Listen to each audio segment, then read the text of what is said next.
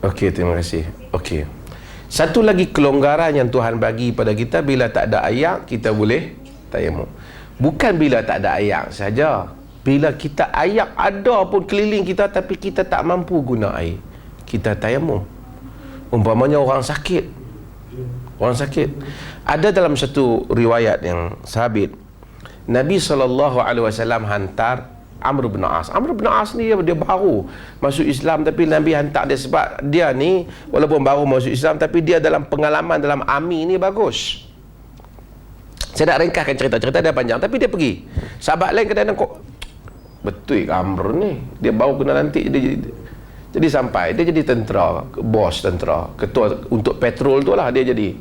So sampai di sana dia negeri sejuk, dia pula berjunuk.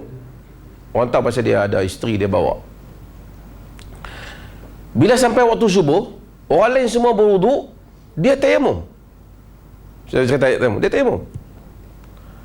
Sahabat lain duk tengok tu macam tak puas hati ya. Orang wuduk boleh, yang dia jadi ketua tayamum. Jadi bila balik pergi ke Madinah, sahabat mengadu kat Nabi, "Oh, dia Rasulullah, dia kata Amr ni dia tayamum sedangkan kami berwuduk." Maksudnya ayat ada lah. Nabi tanya, "Yang Amr, pasal apa kau tayamum, kau lain wuduk?" Dia kata, "Negeri sejuk Rasulullah, kata saya tak tahan yang sejuk ni. Saya nak berwuduk, saya teringat Allah kata, wala taqtulu anfusakum innallaha kana bikum rahima." Jangan kamu bunuh diri kamu, Tuhan sayang kat kamu. Saya teringat ayat tu, saya tayamum. Nabi tak kata betul, Nabi gelak kat dia. Dalam ilmu hadis sunnah, Nabi ni dia tak kata, dia kalau dia gelak, dia diam, dia tak jawab, artinya benda tu betul. Nabi tak macam kita, dia gelak, lepas tu orang kata, bukan betul saja aku gelak bi. Tu kita. Nabi tak buat perangai tu. Bila Nabi gelak, dia panggil ikrar. Dia panggil Nabi akui. Nabi recognize apa yang dia buat tu sebagai satu benda yang betul lah. So kita pun kalau mungkin kawan kita mampu ayak, kita tak mampu ayak, kita boleh untuk tayamum, kerana kadar diri tak sama. Ada orang kena yang sejuk bergigil sampai sejam, maka dia boleh tayamum. Tayamum diberikan hatta orang sakit umpamanya, dia dua tepukan, darbatan, dua tepuk. Sekali dia tepuk, famsahu biwujuhikum, sapu muka, wa aydiyakum, kemudian sapu tangan. Ketika Tuhan sebut tentang wudu, Tuhan kata wa aydiyakum ilal marafiq, tangan sampai ke siku. Tapi masa tayamum, Tuhan kata tangan saja. Menyebabkan sebahagian para ulama menyatakan tayamum ni muka, kemudian tangan, memadai. Walaupun ada riwayat Ibnu Umar dan seumpamanya sampai buat ke siku, tapi maksudnya kalau nak buat ke siku pun is okay. Tapi kalau buat sampai tangan pun memadai. Nak tayamum dengan apa? Soalan tadi kan. Quran kata fatayammamu sa'idan tayyibah. Maka bertayamumlah dengan permukaan yang baik. Tuhan tak bagi tahu. Walaupun orang Melayu dulu, cerita dulu, orang Melayu sekarang semua bagus, orang Melayu dulu. Kan? Dia kata bahawasanya nak tayamum tu kena ambil pasir debu, tapis debu tu tayamum.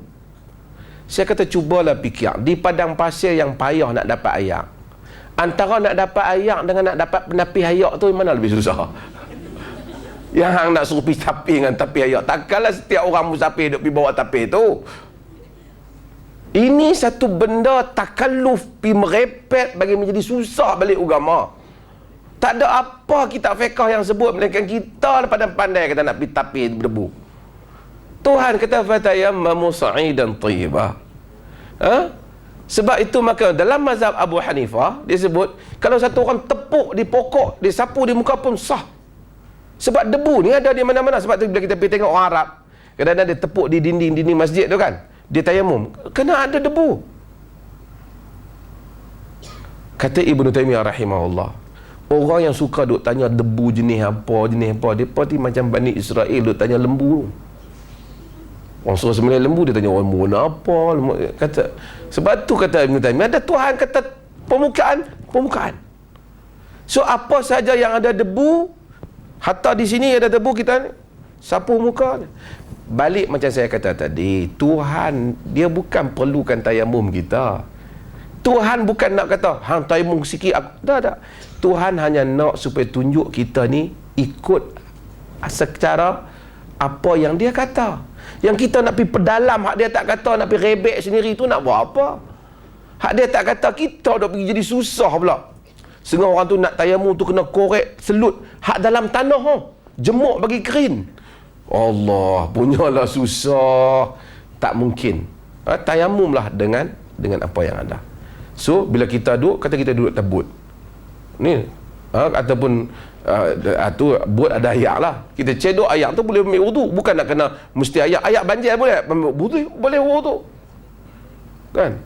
Kemudian kata tak ada air, tak cukup kita ada ni, kita di mana saja, di lantai, di mana saja yang kita tahu ada debu, kita boleh tayamum. Semua dah itu agama, kerana dia nak bagi kita buat, dia nak suruh kita solat. Cumanya solat, memang solat jenazah ni ada dua qaul, tapi qaul yang katakan tak perlu wuduk ni sangat minoriti, dan saya tak nampak sangat kekuatan dia, sebab dia namakan solat juga. Jadi Quran saja umum kata wa idza qumtum ila shalah faghsilu wujuhakum wa aydiyakum ila al-marafiq. Bila kamu bangun untuk mendirikan solat, dan ini juga adalah solat. Maka kalau tanya saya, solat jenazah pun kena ada wuduk lah. Saya tahu ada pendapat tu, tapi saya cenderung kepada kena ada wuduk. Kerana wuduk ni pun tak susah. Habis wuduk tak cukup ayak, tayamum lah kan. Kalau tu kan, kerana solat jenazah tu ada kifiat. Dia kan sekadar doa habis, dia ada kifiat. Ada soalan?